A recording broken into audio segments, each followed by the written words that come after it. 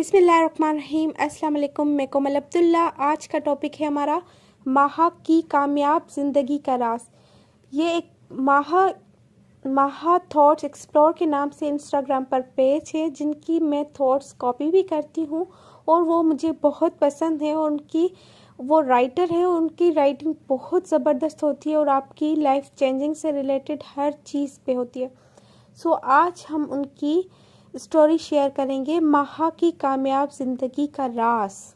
सो चलते हैं माहा की ज़िंदगी के बारे में जानते हैं कि उनकी ज़िंदगी में क्या हुआ और कैसे उसने ग्रो किया और आज वो कैसे अपनी कामयाब ज़िंदगी गुजार रही हैं।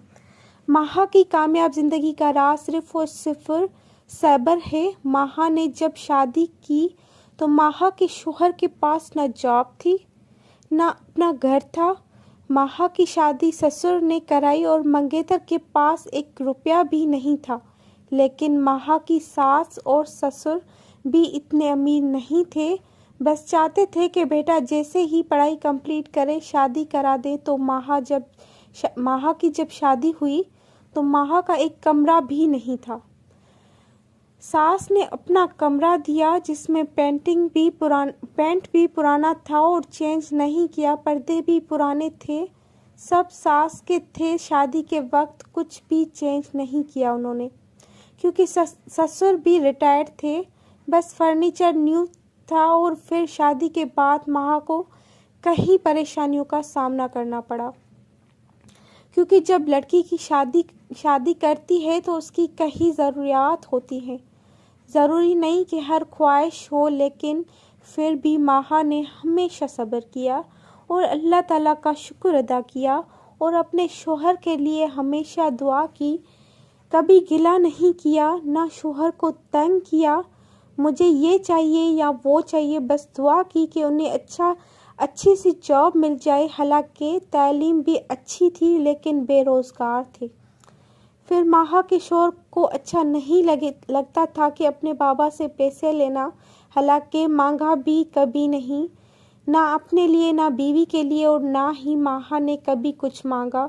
जो ससुर ने दिया बस ले लिया, और वो भी शर्मिंदगी के साथ। लेकिन माहा को फिर भी कभी सैलून जाना होता या कहीं ज़रूरियात होती तो वो सैलून ना जाती, ना ससुर से पैसे मांगती थी।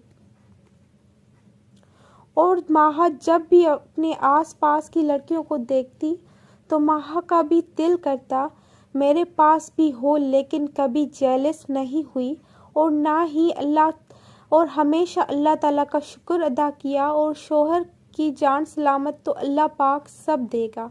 और फिर माहा के हस्बैंड को जॉब नहीं मिल रहा था। फिर उन्होंने पास एक दुकान में काम किया जो एक बुक शॉप था।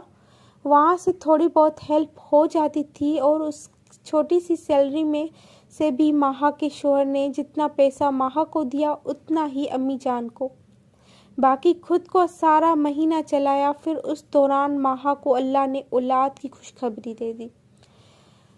फिर माहा बहुत खुश हुई, लेकिन उस खुशी के साथ दिल में एक फ़िक्र भी थी कि बेबी के आने तक शौहर को जॉब मिल जाए। नहीं मिली तो जैसे तैसे गुजारा हो ही रहा है, वैसे भी हो जाएगा।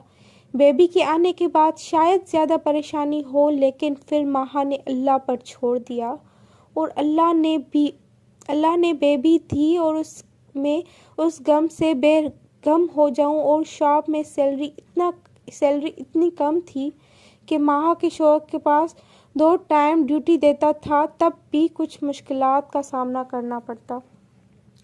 हालांकि माहा के पास जब अबाया भी शादी के थे उसके बाद नहीं लिया, जबकि माहा की सारी दोस्तों के पास एक से बढ़कर एक था।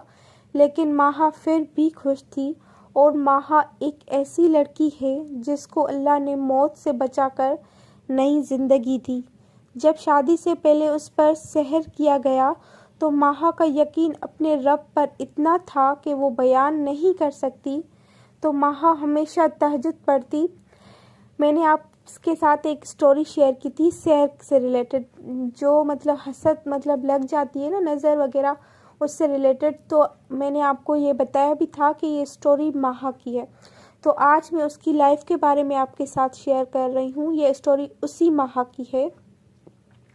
अपने रब से एक उम्मीद के लिए दुआ करती और लेकिन कभी किसी के सामने हाथ नहीं फैलाती। माहा के शौहर ने कई जगह टेस्ट एंड इंटरव्यू दिए, कुछ नहीं हुआ। फिर इसी तरह कुछ महीने गुजर गए कि अचानक एक रात माहा के शौहर को एक मैसेज आया।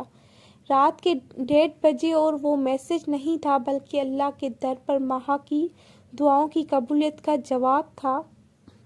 और वो मैसेज माहा के शौहर के लिए जॉब का था, ऐसी जॉब जो लोग सुनकर जेलस होकर कहा कि रिश्वत दी होगी।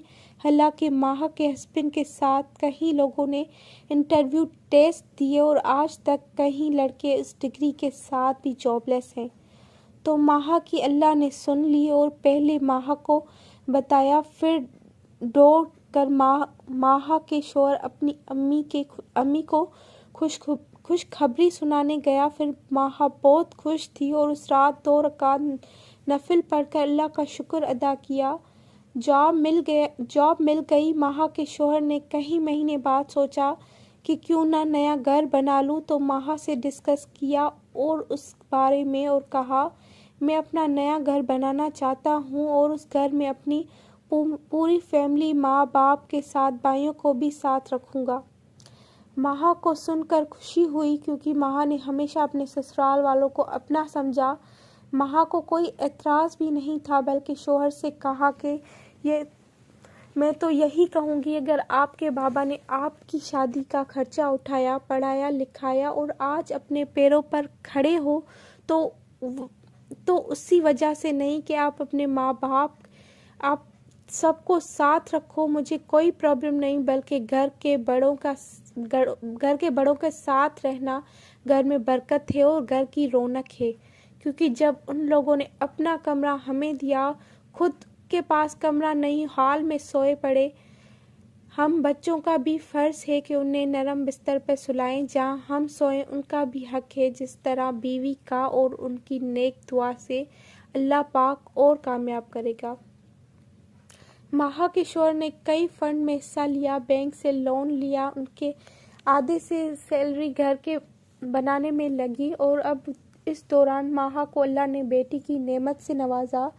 रहमत बनकर आई एक फूल माहा की गोद में। लेकिन उस दौरान फिर माहा को कुछ प्रॉब्लम्स का सामना करना पड़ा, क्योंकि शौहर की सैलरी घर की कंस्ट्रक्शन में लग गया था और माहा ने 3 साल सब्र किया, ना कोई ख्वाहिश की, ना पाकिस्तान गई अपनी फैमिली को देखने की, कहीं शौहर को परेशान ना होने दिया और किसी और मुल्क गई घूमने। 3 साल इंतज़ार के बाद माहा ने कई कुर्बानियाँ दी। हालांकि कई लोगों ने कहा कि फैमिली को देखने नहीं जाती, जबकि माहा का मकसद था अपने शौहर का साथ देना, उन्हें और परेशान ना करना। हालांकि माहा की अम्मी का ऑपरेशन था, बीमार थी, उसी दौरान बस माहा ने सब्र किया। फिर 3 साल बाद घर भी बन गया और माहा ने अपने न्यू घर में शिफ्ट हुई। ससुराल के साथ घर में शिफ्ट होने के बाद माहा ने हमेशा अपने शौहर का साथ दिया, अल्लाह का शुक्र अदा किया। अल्लाह ने माहा को भी हर चीज़ से नवाजा। और माहा ने जब प्लान किया पाकिस्तान जाने का, तो माहा के शौहर ने माहा से कहा कि पहले तुम्हें वर्ल्ड टूर पे ले चलता हूँ, फिर पाकिस्तान। माहा ने बहुत ज़िद किया कि पैसे वेस्ट ना करो, लेकिन अब ये वक्त था कि जब माहा के शौहर ने चाहा कि माहा को ये खुशी देता हूँ, क्योंकि माहा ने बहुत सपोर्ट किया। उसके बाद पाकिस्तान चलते हैं। तो माहा के शौहर ने कोशिश की कि माहा के कदमों में दुनिया की सारी खुशियाँ रख दूँ। तो माहा यूरोप टूर पर चल कर कहीं यादें मोमेंट्स बनाए और माहा को हर खुशी दी, ताकि माहा का माइंड फ्रेश हो। फिर वहां आने के बाद पाकिस्तान जाने का प्लान किया, लेकिन सब तैयारियां करने के बाद माहा नहीं जा सकी, क्योंकि पाकिस्तान का माली बहरान ठीक नहीं, तो कोई फ़्लाइट नहीं। अभी बस माहा ने दोबारा सब्र किया और अल्लाह पर छोड़ दिया, क्योंकि अल्लाह कोई ना कोई रास्ता ज़रूर बनाता है। अगर एक रास्ता बंद करता है, तो अगर रास्ता बना भी नहीं, तो उसके पीछे भी अल्लाह ने बेहतरी लिखी है। मुझे लगता है इंसान सब्र करे और सब्र के साथ शुक्र अदा करे, फिर इंसान हमेशा कामयाब रहता है। अल्हम्दुलिल्लाह, अल्लाह कुल्ली हाल या रब्बिल आलमीन। ये थी माहा की स्टोरी।